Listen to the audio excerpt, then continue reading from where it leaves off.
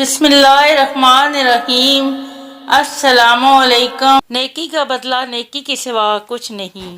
قیامت کے دن انسان سے کہا جائے گا کہ لے خود ہی اپنی کتاب نامہ اعمال آپ پڑھ لے، آج اپنا حساب لگانے کے لیے تو خود ہی کافی ہے۔ جب انسان اپنی زندگی کا پہلا بے لوث سجدہ خالص اللہ کی رضامندی کے لیے کرتا ہے تو زمین پر ماتھا ٹیکتے ہی اس کے ماضی کے تمام گناہ مٹ جاتے ہیں۔ یہ صدقہ جاریہ ہے، کسی کو نقصان نہ پہنچاؤ۔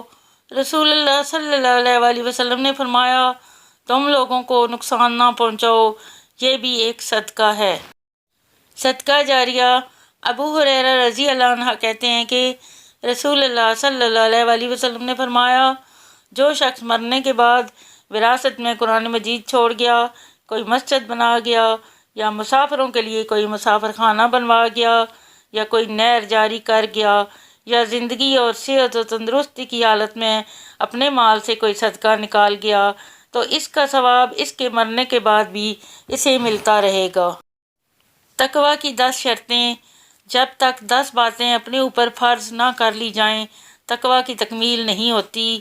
وہ باتیں یہ ہیں: غیبت سے زبان کو روکنا، بدگمانی سے پرہیز، مذاق اڑانے سے باز رہنا، نامحرم کی طرف نگاہ نہ کرنا، سچ بولنا، اللہ تعالیٰ کے احسان کو پہچاننا، راہ حق میں مال کو خرچ کرنا، دنیا میں بڑائی اور غرور کا طالب نہ ہونا، 5 وقت کی نماز وقت پر ادا کرنا، سنت اور جماعت پر قائم رہنا۔